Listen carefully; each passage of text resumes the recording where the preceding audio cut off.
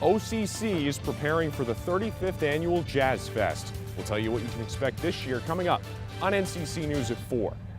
Police are asking for your help in finding the person responsible for Rashid Baker's death. A program that's looking to reduce violence in high schools by teaching middle school boys how to face manhood. Opa! St. Sophia's Church is celebrating its 100th year at the Greek Festival. The NCC News 4 o'clock report starts now.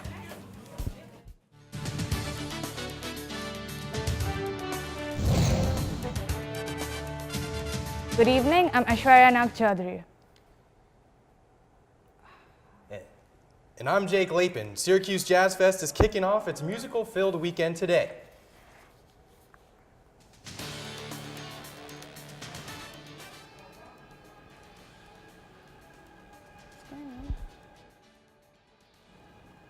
NCC News reporter Mike Drew is live at OCC with a preview of some of the new features of this year's Jazz Fest. Well, preliminary activities are already underway, but the music for the 35th annual Jazz Fest is just over 24 hours away. While the artists continue to file into town, the crew behind me just put the finishing touches on what they hope will be a historic event. This is it, the group in charge of preparing the stage for this weekend's Jazz Fest. Event leader Frank Malfitano says every year the prep gets more extensive. There's 1,000 moving parts and there are 1,000 people and 1,000 details. Literally, I'm not exaggerating. Every year the event is held here at Onondaga Community College, and a campus gets transformed. We build the city, basically. Between building the stage and raising video boards, there's a lot to be done in a week's worth of time. Right now, all is quiet here on OCC's main campus, but that all changes tomorrow night, when this stage lights up for real. It's going to be a party. Malfitano says plenty of New York-centric food and entertainment will also be on display at the event, and this year there'll also be another stage. And that's where our student performers will be at 7:30 each evening, so we're really excited about that. The crew is also excited to finish up and unveil their final product to the community.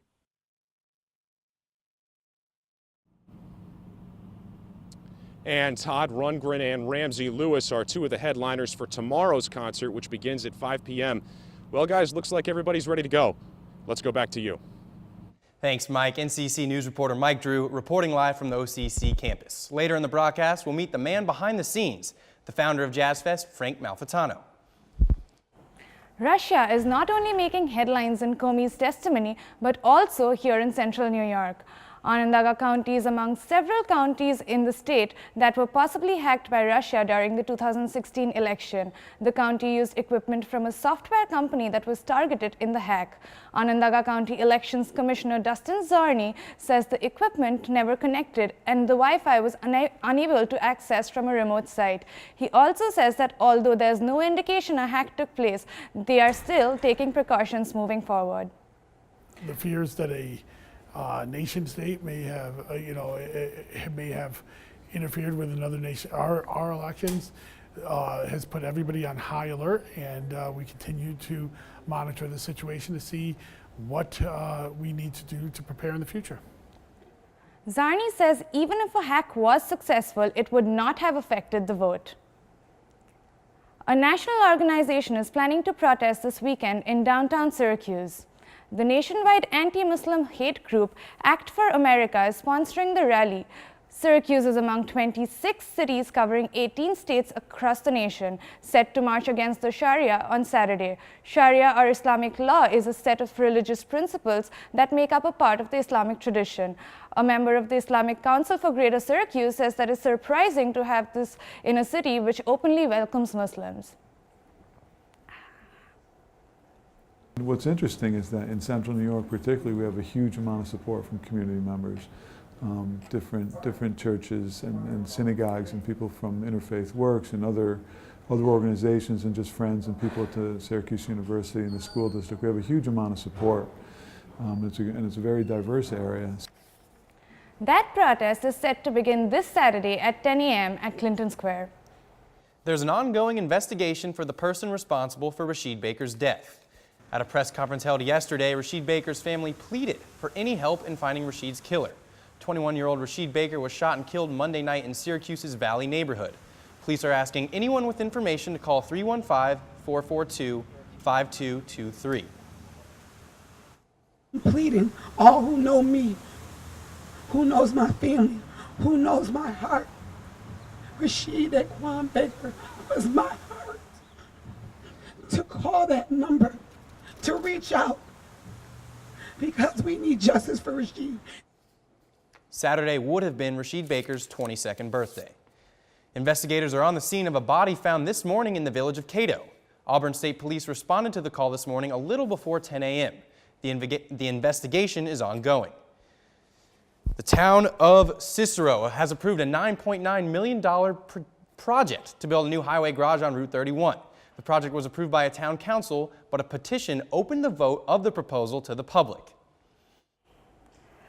An arrest warrant is out for the driver accused in a hit-and-run which took the life of 2-year-old Jamisha Stanford.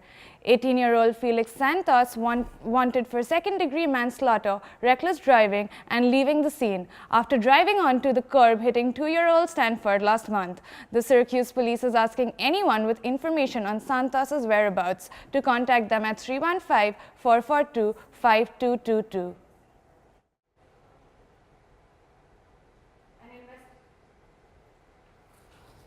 An investigation of a pedestrian continues. A 70-year-old woman died from injuries after being hit by a car when crossing the intersection of Teal and Burnett Avenue in Syracuse. Police say the man driving the car had the green light when crossing the street. The police have yet to say whether or not he will be charged. Today is the second day of Governor Cuomo's Speed Week. The campaign is aimed to target speedy and aggressive drivers by increasing enforcement. In New York, speeding is listed as the third biggest cause of fatal accidents. Speed Week will last until June 13th. And some good news from Medical Upstate University. The hospital won a top award from the American Heart Association for its care for stroke and heart failure. This is Upstate's second year in a row winning the same award.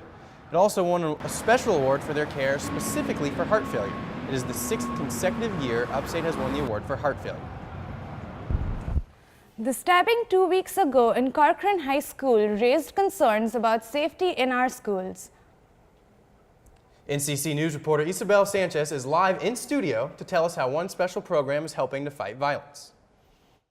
It's called Building Men, a program that teaches young boys in middle school what they need to know to become responsible members of the community.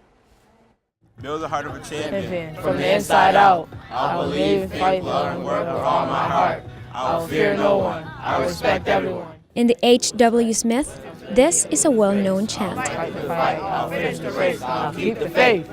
It is what the boys that take part of the Building Men program recite every day as a reminder of their goal. But I believe a man is a sir, which means they have significance, integrity, and responsibility. Building Men started in 2006 in Levy Middle School and now has expanded to 7 schools in the city of Syracuse. Joe Haram runs the program.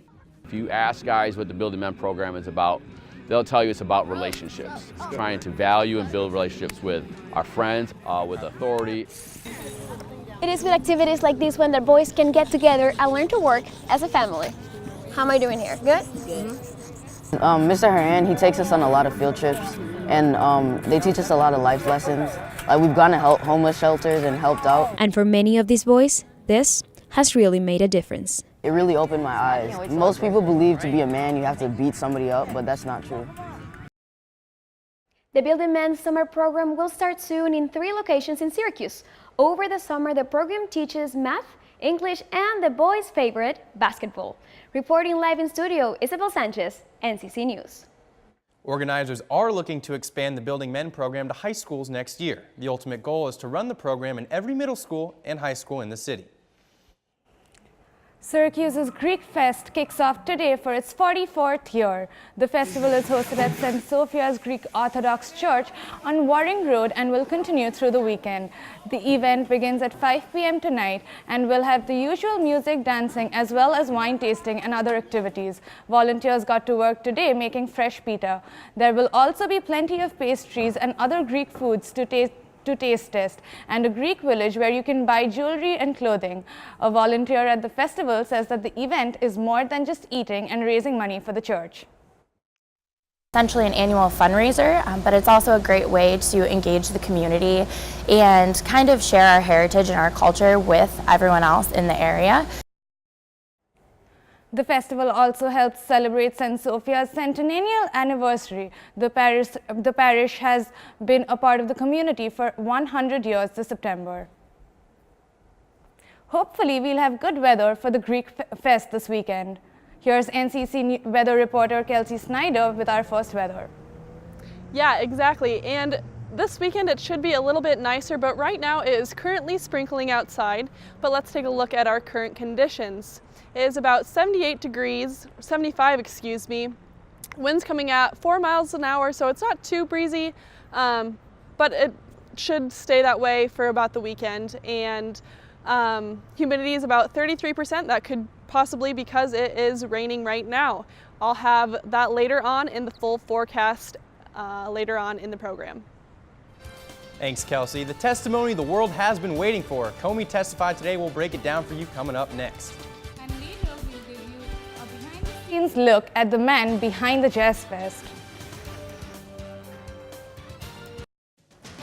James Comey finally delivers the testimony we've all been waiting for. That's our top story in news around the world. The former FBI director testified today in front of the Senate Intelligence Committee. Comey says he was confused over his firing in relation to Russia and that Trump defamed the FBI. He also says he feels Trump pressured him during the Flynn investigation. I took it as a direction. Right. I mean, this is the President of the United States with me alone saying, I hope this.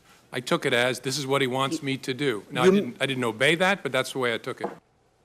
Comey also said that if there are tapes of the conversation, he wants them to be released and would fully consent to releasing them.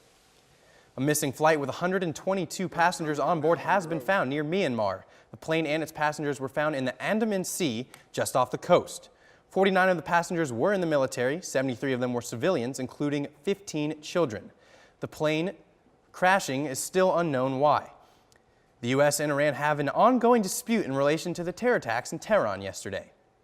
ISIS gunmen and a suicide bomber stormed the Iranian parliament building, leaving 16 dead and several more injured. Countries around the world have condemned these attacks, including the U.S., but Trump also stated that Iran itself is a supporter of terrorism. Iran rejected the president's claims. North Korea continues to test out missiles. The most recent test fired 4 anti-ship missiles into the sea. This was the 4th test in the past month and 10th in the past year. Meanwhile, South Korea has suspended deployment of its own missile defense system, which has caused strained relations between the U.S. and China. The UK is holding a snap election today. The next general election was supposed to be in 2020, but instead, today, voters will choose the next 650 lawmakers in the House of Commons. All of this, of course, is centered around Brexit and how the UK will move forward with leaving the European Union. And that's what's happening in the news around the world and across the nation. He started the Jazz Fest 35 years ago and has been at it ever since. Jazz Fest founder Frank Malfitano brings music from all over the world for the annual Syracuse Jazz Fest, and after more than 3 decades, he still calls it a labor of love. One night I went to see a concert, and it changed my life. Drawing inspiration from that night, Frank Malfitano changed the music scene in Syracuse. The things that I've seen around the world and around the country and in Canada and Europe at major festivals, and I love to bring that back here. He says without any prior experience in the field, it wasn't easy. I didn't have a clue. I didn't have a dream. I didn't have any idea that we were going to last 35 years. But they did last. Bands like the Mavericks and Todd Rundgren are headliners this year, but Malfitano says the festival has always been a starstruck event. Aretha Franklin, Natalie Cole, Chaka Khan, Ray Charles, B.B. King, Smokey Robinson, Dionne Warwick, Roberta Flack, Les McCann, Sonny Rollins, Dizzy Gillespie, Dave Brubeck. I mean, it's a who's who of jazz, pop, soul, and R&B legends. All that for no entry fee. Malfitano says he has his team to thank for the success of the festival. That's my main man, Dan Bower, and his team before the show. has the same to say about him.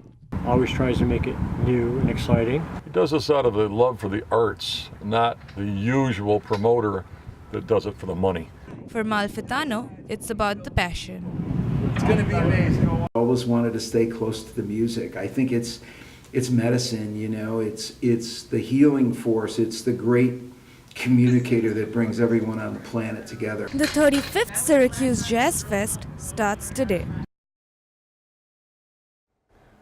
Well, the Jazz Fest doesn't really start today. They have a kickoff party today and the Jazz Fest starts tomorrow. It sounds like it's going to be a great event. Oh yeah, it looks like there's going to be a ton of great, talented musicians. Should be a good time, absolutely. NCC weather reporter Kelsey Snyder says start planning some outdoor activities for this weekend. The sun is here and here to stay. Kelsey is next.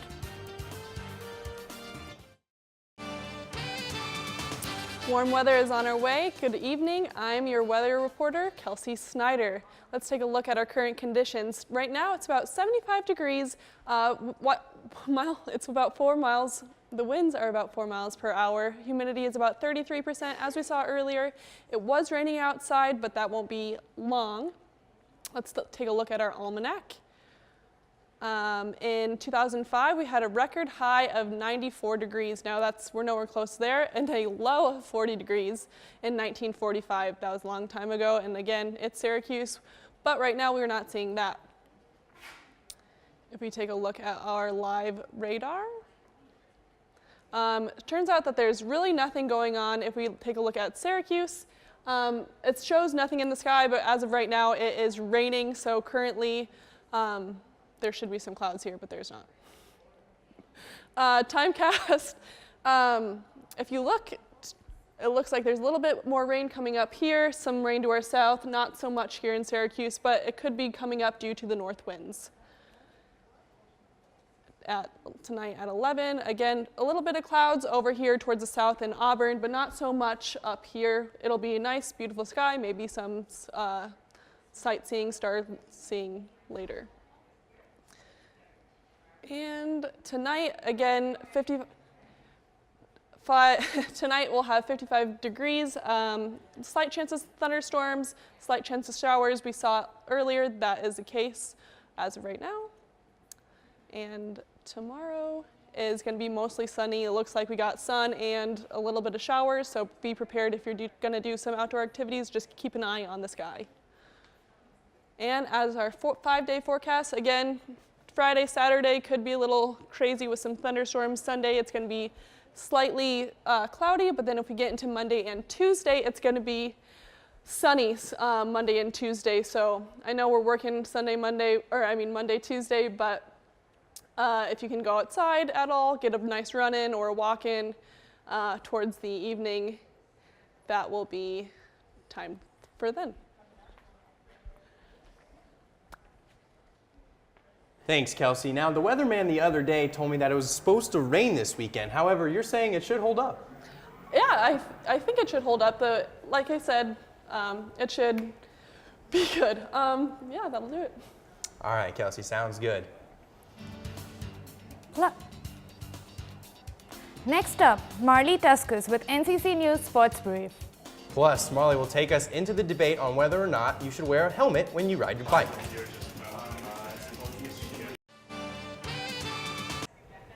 Sports Director Marley Tuskus is here with us now for the latest headlines in the world of sports. Well, guys, for everyone's talking about the NBA Finals, and for here, it's no different. And for anyone who hoped having a home court advantage would help the Cavaliers win a game in the Finals, that hope was lost last night after a 118-113 loss to the Golden State Warriors. The Warriors lead the Cavs 3-0 in the series, making the Warriors 15-0 in the playoffs. The Cavs will look to get a win on home court tomorrow night. Don't count them out of the Calder Cup just yet. The Syracuse Crunch defeated the Grand Rapids Griffins last night 5-3. The Crunch are down 2-1 in the series, but are looking to get another W this Friday at the War Memorial. Puck drop is at 7 p.m. The Syracuse Chiefs will travel to Rochester to take on the Red Wings tonight at Frontier Field. The Chiefs are coming off of an 0-3 series against the Pawtucket Red Sox. Tonight's game will start at 7:05. The Yankees will take on the Red Sox tonight after snapping their 2-game losing streak, beating Boston 8-0. Yankee pitcher CC Sabathia commanded the mound with 8 shutout innings, getting him his 7th win of the season. The series is currently tied 1-1, and tonight's first pitch will be at 7:05. And now, we're all well aware that most bicycle fatalities happen when the cyclist isn't wearing a helmet. The age requirement for wearing a helmet varies from state to state, but a lot of people say everyone should be required to wear helmets no matter how old. James Lentman has been working at Syracuse Bicycle for 8 years. The idea is you put the helmet on, and there should be And within that time, he's sold thousands of bike helmets. I can tell you so far this year, it's been about 300. For him, helmets are an essential part of riding a bike. There's no debate. If you're on a bike, you should have a helmet on. And for a good reason. Doesn't matter how old you are. You know, people are always like, well, it's for kids. No, your brain doesn't become less important as you get older. In Onondaga County, the law requires anyone younger than 18 to wear a helmet. Without one, riders are at risk for injuries, including concussions and even death. I tend to think of it as if you're playing hockey and you have well over $1,000, $2,000 in pads on you, if you're not wearing a helmet, all those pads don't mean anything. Because they may protect you from getting like a broken bone or a broken rib or something, but if you have brain damage or you do something to your head, all that's for naught. And the process of getting a helmet that fits, it might be simpler than you think. So as far as the helmet, like it shouldn't just perch up on top of your head, it should actually come down and fully encompass your head. It's as easy as finding the right fit, putting it on your head, and making sure it's secure. But even still, why might some people choose not to wear one of these when they ride? I just never felt like I needed to wear one. I felt comfortable with myself, my balance and things like that, so I didn't feel like I needed it. Anna Melfi works at the bike rental shop at Onondaga Lake Park. She says many people ask for helmets when they rent bikes, but for herself, she feels like she can go without. So I was never riding a bike in an area where I felt unsafe. I was always in a neighborhood that cars aren't driving more than 30 miles an hour. But for Lentman, any kind of helmet will do. As long as you're getting something in the equation, you're doing fantastic. And guys, when I spoke with Lentman yesterday, he told me so many stories about how wearing a helmet actually saved a lot of his customers' lives. Thanks, Marty. So what is coming up at 4:45? So we'll have Robert Schiff live with us over at Onondaga Community College. He will be there for a doubleheader. The Syracuse Saltcats are going against the Syracuse Spartans. So we'll have that for you up at 4:45. Thank you. Sounds like a busy Sounds week to good. sports. They say some people treat their pets as family. But let's just say this family took it to a whole new level. We'll have that story coming up next. One Pennsylvania family is saying goodbye to their beloved dog in a special way. 12-year-old Molson was diagnosed with cancer and only given months to live. To celebrate his life, Molson's family created a bucket list. He was a firefighter, police officer, and was even married. That's right, his family put together a wedding complete with an ordained minister. Molson's owner, Tim Griffin, shed a few tears at the ceremony. Griffin said that through this bucket list, he hopes to set a good example to his children on how to deal with loss. And that's the NCC News 4 o'clock report. I'm Aishwarya Nag Chaudhary. And I'm Jake Lapin. For all of us here at NCC News, thanks for watching and have a good evening.